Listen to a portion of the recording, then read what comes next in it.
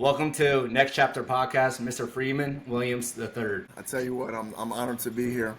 Certainly proud of you and proud of the work that you're doing. And again, just thanks for the opportunity to join you today. Yeah, I'm happy to have you here. And what you're doing, with anyone that doesn't know, it's a principal at Caesar Rodney High School, leading the biggest school in the state. And one of the things that I've noticed through going through your content, which I think is amazing, that you're building a brand. A lot of principals I don't see doing that, so that's really cool, building a brand there. But you're going off the point guard principle is kind of what your brand is around. Like, that's marketing 101, attaching a strong, memorable thing, and then you kind of have some leadership points off of that. Can you kind of talk about how you're using the point guard principle and how that facilitates the way that you lead?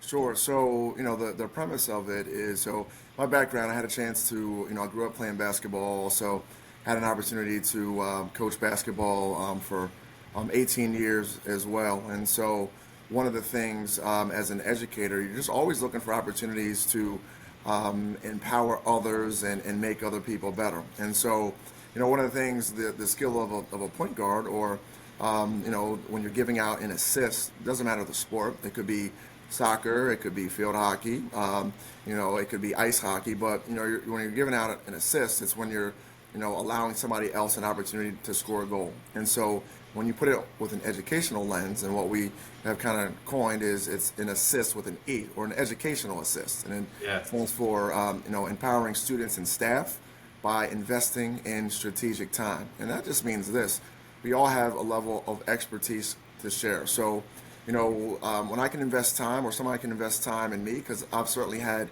an amazing village to support me. And so during my journey, others have supported me, the community has supported me. And so it's a great opportunity to look at ways to create and duplicate that for other individuals. And so when you're giving out assists, it's, again, spending some time and sharing expertise. It might be as little as 30 seconds, or it may be a little bit longer, that's to 5 minutes or 10 minutes, or it might be a strategic meeting that you set up. It might be a collaborative approach that you do, where you're setting up with the team that works with you, not under you, but with you. Right. And you're looking at ways, like I said, to kind of build the collaborative structure within your team, within your organization. And it's certainly not a sport context. It's a teamwork mindset. So. Yeah, teamwork seems like one of the things that you really focus on. Even just looking at your Instagram, you're bringing staff members in, and you guys are kind of collabing on the videos together, and kind of like looks like everybody is like on the same track, and you're like building. Like I said, it's kind of like coaching a team. You have like your values of your team, but you're kind of doing it in such a big way. But that's can you, like, how do you do that with like the students, and just because that's a lot of people under you that you're commanding?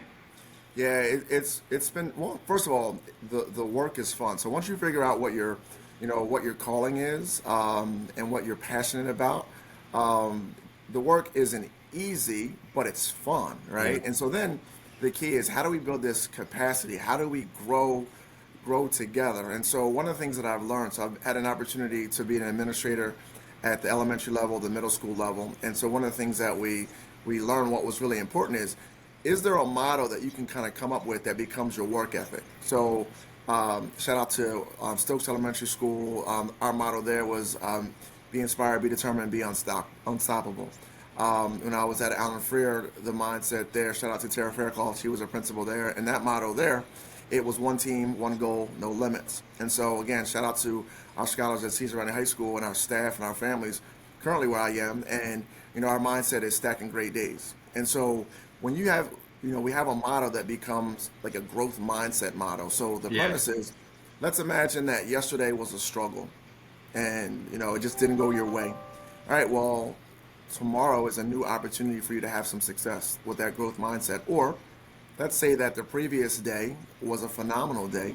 So then guess what? The new day is an opportunity for you to have success again. So if you can just build and stack success, you look up, and over a week, over a month, 3 months, 6 months, a year, because we know time is traveling extremely fast. But you have to, or you get to, again, work with other individuals that want to help you on that journey. And again, we look to stack great days each and every day, and it's been fun to have our team. And when I say our team, our families, our our amazing students and our staff, help us develop that. Because words are just words, but it's always about the people. The people are the things that help embody those different ideas and make it kind of come to life. Yeah, I love that. I noticed the one thing that you do really well is you repeat the message over and over again, right? Because a lot of times people are trying to say all these different messages, but none stick. But the one thing that you do, and I think that's a great part of being a leader, is you say stack great days. And it's like in every video, and you repeat that. Because if you have all these different messages, none of them stick. But the way that you've been able just to repeat that message, and like you said, every school, it sounds like you had a different motto, and you're just repeating that because it's a lot of times I think what's the saying that sometimes we don't need to be taught, we just need reminded, and that's the way I think you do at the school, which is awesome. Well, I appreciate that. I think the coaching experiences that we had, and you're looking at ways to really simplify things. So sometimes less is more, and so when we're able to again, the key is it's working together. It's the collaborative piece, and so how do you build that capacity? I mean, what's fun too in my world is watching leadership just kind of take hold of a hallway, of a classroom, of a building, of a department, of a particular team. And so, I mean, a big part of what we like to do is we like to just build capacity. And so, what I mean by that is my leadership style, it's a coach to coach model. And so part of that is, I have to clearly communicate what our vision is. And so, we're clearly communicating our vision. And then you also need to make sure that we're finding ways to collaborate. And then when you're collaborating, that's just working together with your stakeholders, working together with your colleagues. You also need to make sure that you're finding ways to celebrate the success that you have. And so again, it's clearly communicating things, it's collaborating, it's making sure that you celebrate the success. Another thing is you have to compete. So each and every day, it's super, super important that you're giving 100%, but not just one person, not just two, but your team. And Yeah. again, using that motto or that work ethic slogan to help drive, what you want to accomplish. And then, the other one is making sure that you're finding ways to, strengthen your collaborative structures. And so how you do that is with how we connect. So what I shared is the 5 C's. It's the 5 C's of success that we do to build the culture and climate in our building. And it's something that's been, kind of helps us. And again, it's just, when we can work together, we can accomplish anything. And so the key though is working together through the good things, and then also looking at ways to kind of pivot to different solutions, when there are different challenges that pop up. So. Yeah, and I love your leadership style. It's like real positive, really encouraging.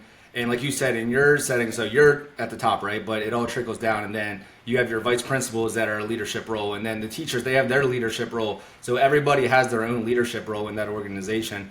But the one thing that you do great, and I don't even know if you notice that you do this, but it's like pre-framing.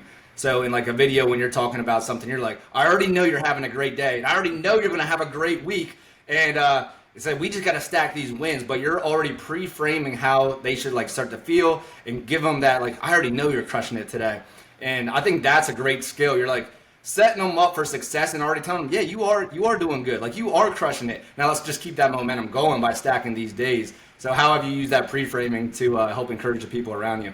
Yeah, I mean, I'll tell you this. It's, I've had amazing educators, amazing coaches along my journey, an amazing support system with my mom and dad, and with my wife, and now I have amazing twins too. And so like part of our village, the village has kind of you give out the positivity, but you also get it too. Yeah. And so, things that I've learned over the years is, back in the day, you would say, your cup is half full or it's half empty.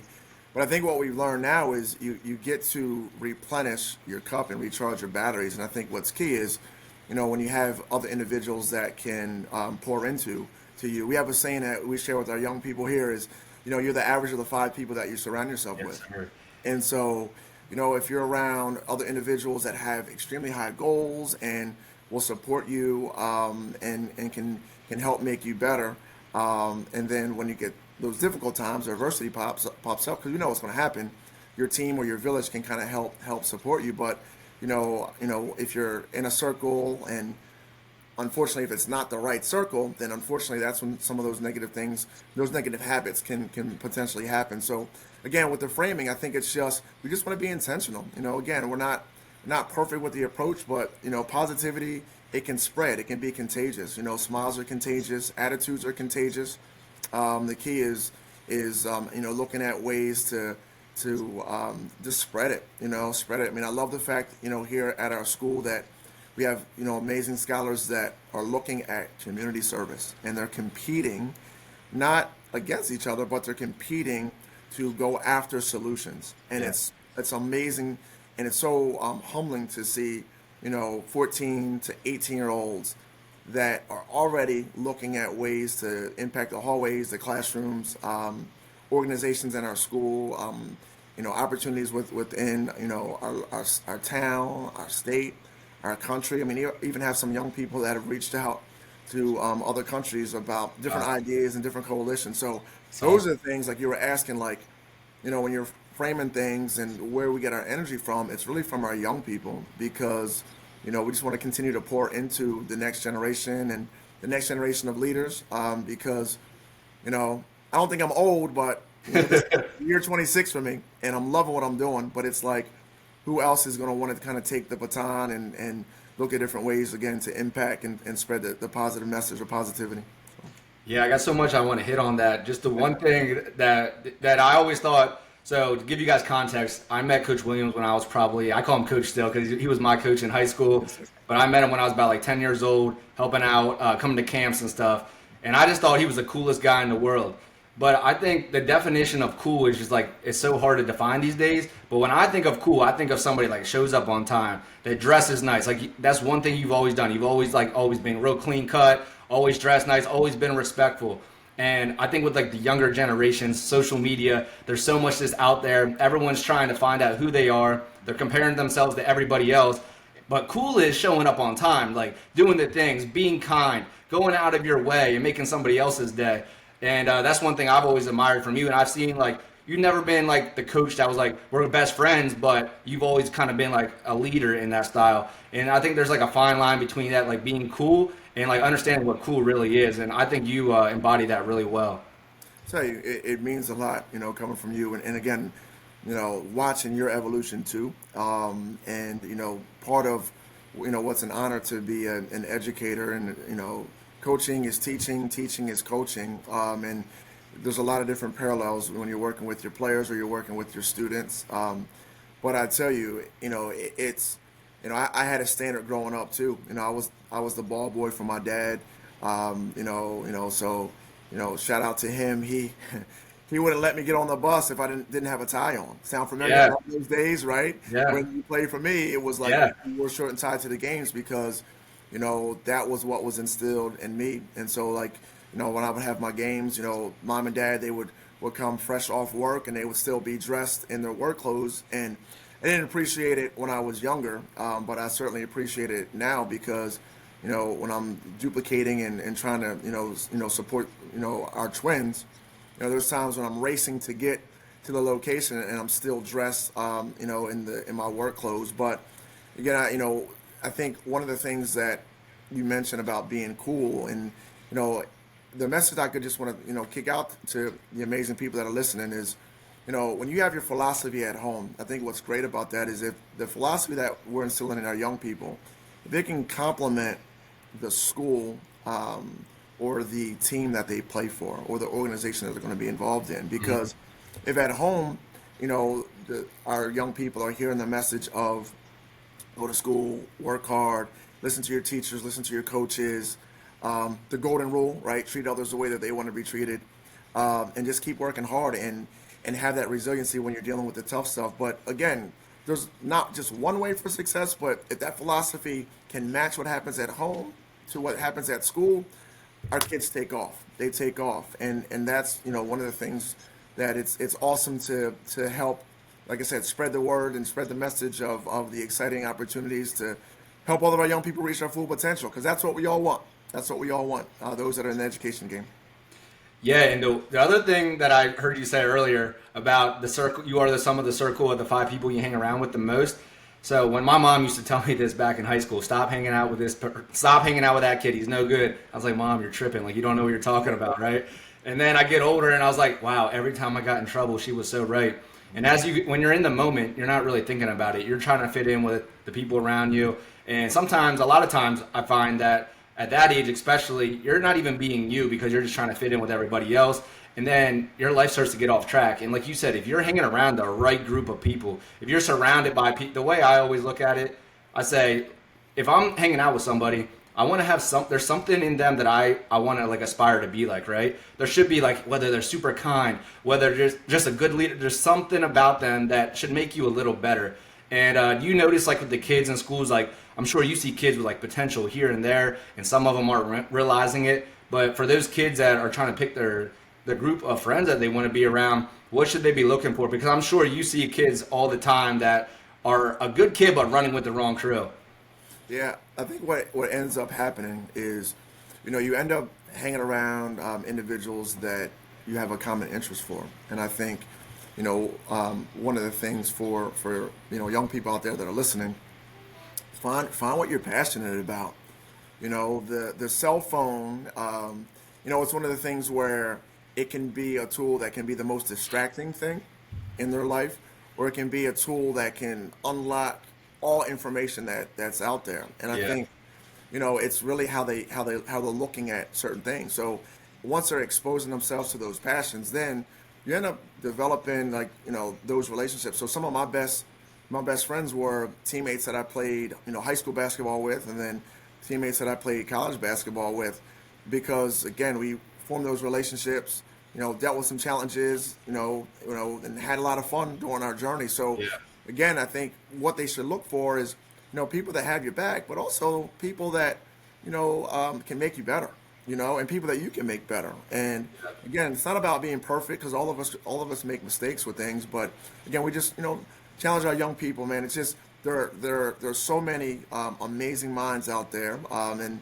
we just want to continue to just unlock things for them so they can reach their full potential. Because the thing I don't think that they always understand, and for all of us, is that, man, time is going fast. It is. It's like yesterday when, you were in the gym and I was blowing the whistle, Yes. and I was trying to get you to hustle from baseline to baseline, and look at what the amazing work that you're doing now. So yeah.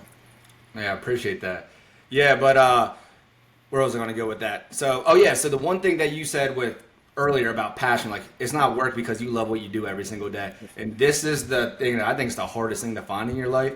And as looking back, it's kind of just like exposure. You want to expose your things to as many things as possible, but also kind of follow your heart.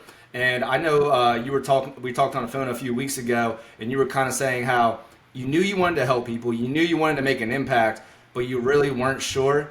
Can you kind of explain like how you developed into where you are? Because I know you've worked your way up from, you were a freshman coach, assistant JV coach, all the way up to varsity coach. Same thing, you went from teaching to administration to middle school, all the way up to the high school. So you knew what you wanted, but you had to find your purpose first. And before all of that happened, how did you even get into education, or because you knew that you wanted to help people, but what was the thing that helped you really find your purpose? Yeah, great, great question, great points.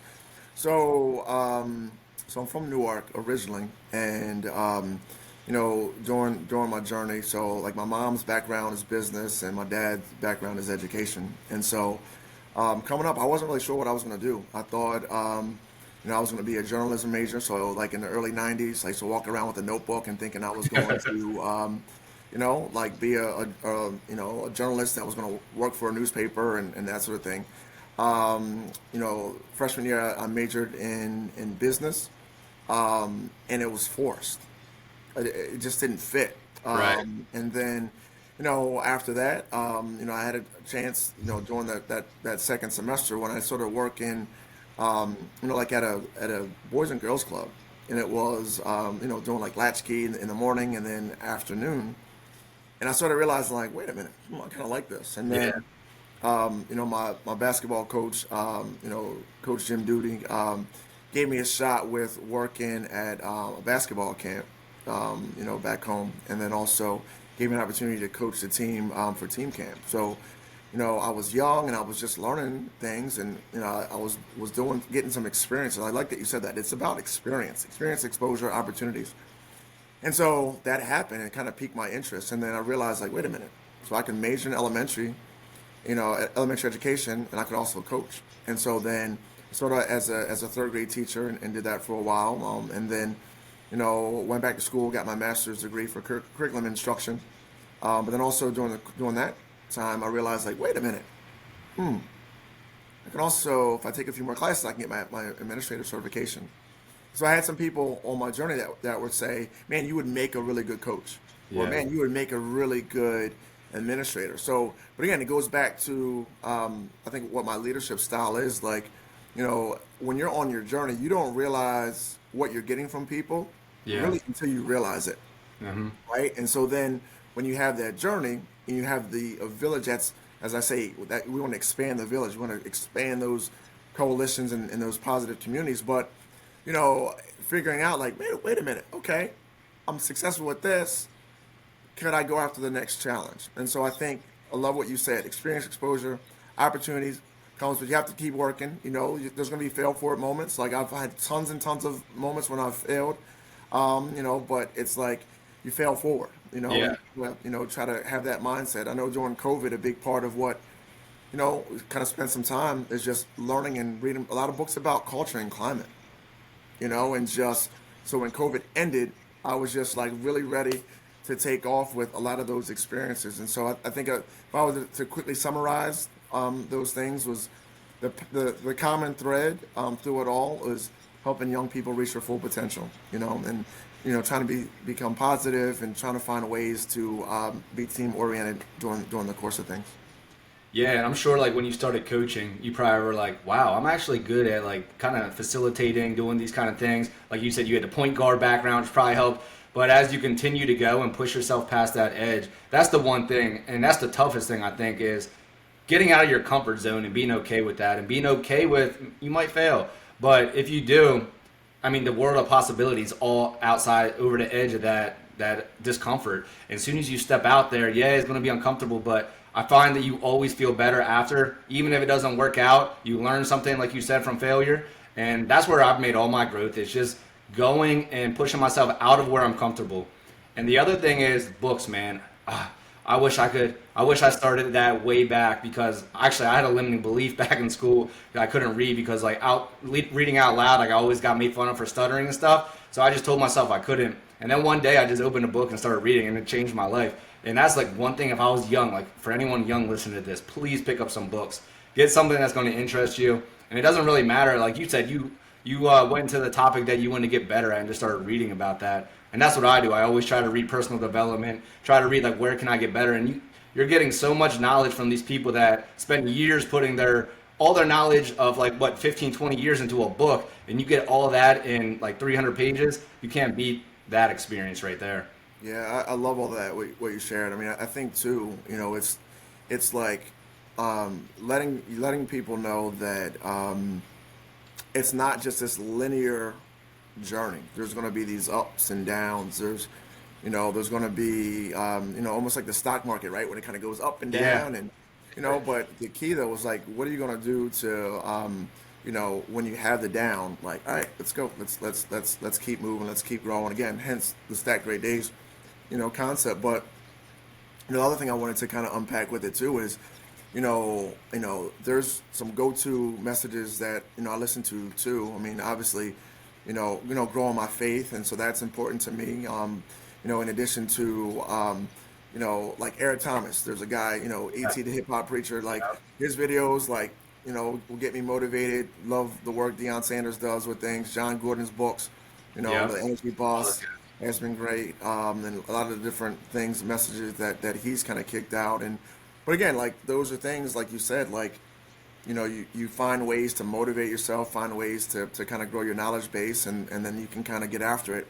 Not for the whole month, just win the one day. Just go after that one day, and then again, kind of build the success that way.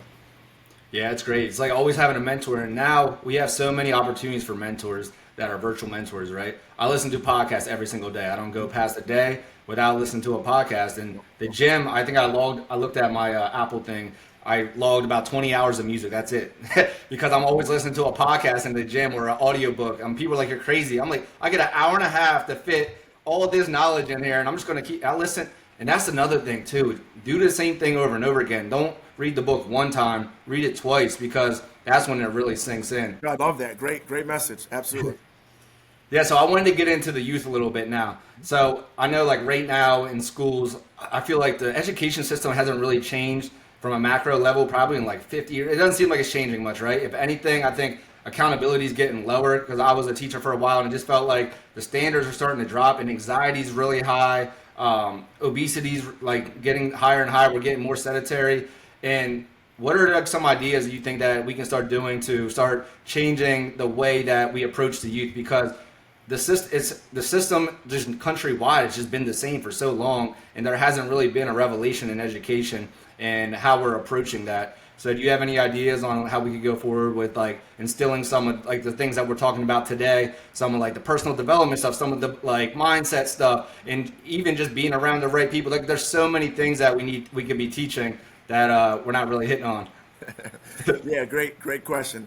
I think a few things. I've been fortunate. I had an opportunity to work again, elementary, middle, high school, and so during the course, I've had a chance to see just amazing young people go through. I've seen some amazing educators too, and I think what I've learned though is you know they if they know that somebody believes in them, they're going to run through the wall, right? Yeah. So many of us are the great educators out there, right? They're looking at ways to how can I connect with this person, and so even if the person had a rough day, what I've seen there's that mindset of coming back the next day and trying to find ways to connect. So the connection is key. That's a really important part. But I think we also have to acknowledge teaching now can be really challenging. Our educators out there, they have to be supported. We have to support them. We have to support them, whether it's supporting them financially, whether it's supporting our educators with resources, whether it's supporting our educators with that there's a lot of trust that if the child gets in trouble, it's support on the other hand to kind of help so that that student can kind of grow from the mistake that they made, right? And so that accountability that you mentioned. So, but to me, that's the village. That's us growing our village together, right? Yeah. And growing, like I said, that philosophy. So the philosophy matches at home to what we want to have happen, because all of us, again, we want these amazing students to graduate and be employed and end up, having opportunities to either do the military thing or go to college or get a trade. And so I think we need to continue to be innovative. I think we need to continue to find, opportunities for students to understand the why behind what they're learning.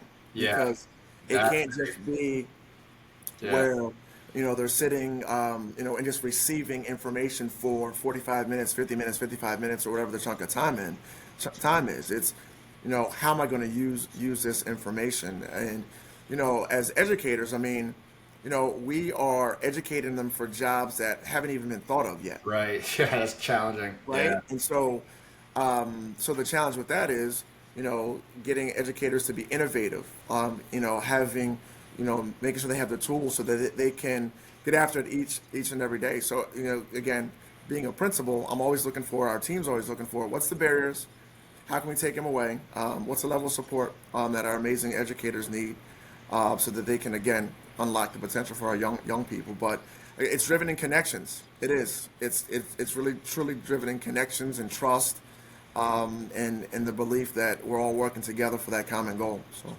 Yeah, I love that answer. And belief, I mean, having someone that believes in you, there's nothing that can replace that. And just being that one teacher that really believes in that one student, like that can catapult that kid to who knows where. But I love that answer. And the other thing, the why and making it applicable. I guess that was the hardest part with me in school. I never really enjoyed school that much other than socializing. But it was like, I don't see the application of this. Like, I don't see how this is, like, where am I going to use this, right? So it's just like trying to That's why I think we need to start focusing on building character a lot. I think if we can build the character, because like you said, we don't even know what we're educating them for at this point, because jobs and AI and everything is changing so quickly that this math that they're getting like taught, they're probably not going to be using it, right? And with like all the technology, they're probably not going to be using it. So just like building the belief systems, building the character, building them up as a person, and then giving them the tools to believe in themselves, so when they do go forward, they have confidence in making a decision, whether no matter what they do. I think that's one of the things that I would like to see personally in the schools more. And problem solving, right? Like I Yeah, have to be able to figure out, how to, fix these challenges. I think a big part of, like I said, about the innovative piece is, you want to be innovative, but you most likely probably aren't going to work all by yourself. So at some point, you're going to have to kind of collaborate and kind of interact with some individuals. And sometimes too, it's also learning those soft skills of, how do I deal with a situation where I may not like what someone is saying to me. And so those are things, I think we can keep developing, like you said, the character skills. Resilient skills are important. Having those resiliency, moments that you're able to kind of grow. So again, when it gets tough, I'm able to kind of bounce back. But I think again, what's so super important is, for our young people to know the people that support them. I just have to say this, so while I'm on here on this yeah, platform, we have to give shout outs to these amazing educators and teachers that are out there. Excuse me. I mean, they are, they're superheroes. And, there's, and when I say educators, I'm giving shout outs to counselors, giving shout outs to paraprofessionals, giving shout outs to custodians, giving shout outs to our amazing teachers that are out there, our mental health counselors. I mean, there's so many individuals that are working together to make the machine of what school is work. Our cafeteria managers and cafeteria workers, the bus drivers, our nurses. I mean, there's so many individuals that are helping and tagging in at certain points, and a lot of times people don't even know. yeah. They don't even know, Yeah, and there's just people yeah. that are behind the scenes. Like if you're watching a production of an event, and you may see the person who's in front of the camera, but there's so many people behind the scenes Right. that are working and getting after it and have a level of that standard. That we have a quote, that I love that Jalen Hurts always says, the standard is the standard. Yeah. And you have so many people that believe in that standard and that message, and they are just working extremely hard to carry it out to, again, help young people. And it's humbling to see their effort. But again, there's so many of them across our school, across our district, across our state, across the country that are getting after it. And we have to continue to make sure that we're supporting them because it's cliche, but children are our future, and so we got to just continue to prepare them for life after our amazing schools that are out there. Man, I can really feel the passion coming through with that. Like he means what he's saying. I can feel it, man. And I appreciate that shout out, because you're right. And that's one thing that I wish was a little different, like the pay and all that kind of stuff. And like when I was teaching, I was just like, there's not as much growth. Like I don't see, like, where can I go, because they've capped your pay after a certain amount, and these teachers should be getting paid more for the amount of work and like. Agree.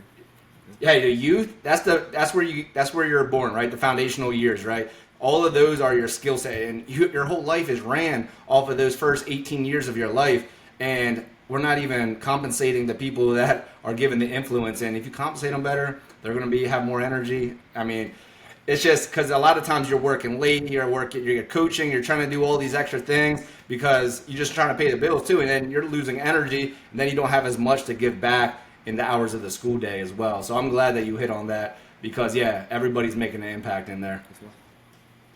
I got a couple quotes from you that I wanted to touch on. So you were my basketball coach, and I remember one thing we did was run, run, run. I know the one thing you always said, we're going to be the best conditioned team in the state. And the one thing that you always said, I remember we'd be yelling it out when we were running these suicides, and it was, pain is mind over matter. If you don't mind, it shouldn't matter. Ooh, And I love that one. That's that came from shout out to Stretch Robinson. Yeah, that was a quote that he would say, and again, that was an assist that he sent my way. And but yeah, that was again. It was a mindset, and we did at the at that time we took pride in playing it a certain way because we like to press a Yeah. lot. So like when I played in high school and in college, shout out to Coach Wentworth, no longer living, but amazing man. And we press in high school, we press in college. It was a fun style, and but in order to do that, you had to be in shape. And so, but that quote was one of the things that we wanted to say to try to make it easier. Yeah. You Still know, in my head. that's right. That's right. That's right. But it's been fun to, over the years, a lot of the former players have dropped different quotes at different times. And, and that's what you hope is you hope that we were able to teach life lessons through the sport. Because really, it was really bigger than basketball. It was, again, family. It was, love, tough love at times, but also, hoping that, we could share that work ethic and that mindset that, we could help create, amazing young people that would turn into amazing men. So, No, that was one of the things you did a great job of, just like making the family feel and within the team. Like when I was playing, it definitely felt like a family. Like everyone was really tight. The other thing we had on the back of the shorts were no excuses, and then you always said find a way to get it done. yes, yeah, those. It's funny. The office that I'm in now, I actually have find a way to get it done on top of my office. So, when we walk outside the locker room, we would smack the top of it, and it's still, it's a quote that I've kind of taken in different schools. But yeah, it's just find a way. Whether it's trying to get an assignment done or if it's a long-term goal or short-term goal, having that mindset of, let's just get this done. But I think it kind of goes back to what we were talking about before is remember you're not by yourself, so Right. when you can kind of have that team with you to kind of help, it can sometimes make the work easier. But the no excuses, yeah, that was a mindset where we were just trying to look at ways to kind of instill some toughness, but also too some accountability. And there's a quote that we kind of share around here, which is, I love this. You either get results or excuses. You can't have both. Yeah. So, sometimes we'll have meetings with our young people, or reset meetings with some of them, and it's like, listen, we believe in you. We know you can do this. So, how can we help you get these results? But we can't have results and the excuses. So, some of the excuses, let's take them off the table so that you can get the results that you want to, reach the goals that you're looking for. So, I love that. And that's the thing going back to just repeating the same things over and over again. And I think that's if you're like trying to be a leader, whether you're just trying to lead your kids or lead something in your business or your community, you got to have that message, that staple, and go back to it because it ingrains in your mind that we know like what Coach Williams is about or Principal Williams is about, the point guard principle. He's got these things that we know we want to live up to these things that he has. And then the pre-framing and all that kind of stuff, it ties in well with the leadership style. And then the last thing, man, that Ric Flair, man, I love it. I love woo! it. Yeah, Here, I'm always hearing the Ric Flair. Ooh, I love that. yeah. And that's just an energy thing there. That's just changing your energy and getting the teachers in there doing it too. I love that. It's really just changing the physiology, getting people fired up. Yes, sir. So, like, one of the things I've seen amazing educators using, echo claps to get attention. I've seen them, do the, start with a 5, 4, 3, 2, 1, Yeah. going to, and just doing different ways. Like the brain breaks. We're standing too long. Let's get them up, exercise, and move. And so, the premise of that the Ric Flair, it's just it's that fun energy. Like, again, growing up in the 80s, I used to always watch wrestling and, like you mentioned, like being cool. And it was always fun to watch him wrestle. And he would just end it with, that mindset of just kind of changing an environment with things, whether he started the match or ended it. But again, it's just a fun way just to kick out that positive energy. And, it's fun. Sometimes I'll be out somewhere and somebody will hit me with it too. And sometimes it makes me jump. But it's again, it's fun to end videos with that. And, it's just, again, honor to be in the profession that I'm in because I've worked with amazing coaches, amazing teachers, amazing administrators, previous schools, and currently the team that I'm working with now. And it's just fun to create these types of things. And you hope that they're infectious, you hope that they catch on. But the thing is, for leaders out there too, right? It's got to be you. You can't, like if other Right. people That's a do good point. things, like you don't always have to invent it. Just you can reinvent it. You can put your little Right. spin on it, and then find ways to make it, because you have to be genuine. It has to be. You have to make it work for you, and so you can't do what other people do, but you can learn from from the things that you seek, be inspired by those things, and that inspiration, like we said, we want it to multiply. We want to find ways to help people add and multiply positivity in our lives, as opposed to being negative, subtracting, and dividing us. So I think that's important too. Yeah, that's great. Yeah, that Ric Flair. So he's a little beyond my age group that would have known him, but I do that all the time. I did it before I got on the video. It's just the woo, just get yourself fired up, and it does when you get your body, get your voice, that incantation. It makes you feel a different way. It makes you feel alive. So I love that you're bringing that into the school in just a different way of leading there, man. Mr. Freeman Williams, I appreciate the third. I appreciate you coming on here today. I really appreciate your time and providing that value and just giving some of the experiences that you went through. So I really do appreciate it, and I want to thank you for coming on the show today. Listen, I'm super proud of you. Continue to get after it the way that you do, and you're throwing so many assists that are out there too. And I've been watching your videos too. I've been inspired by your videos, and you mentioned accountability. You might have to send me a meal plan too. You can kind of send some of those quotes back to me, right? No excuses. Find a way to get it done. But again, man, I love you a lot, man. Keep changing the world the way that you and only you can do, and keep building your coalition. So again, it's been an honor to join you today.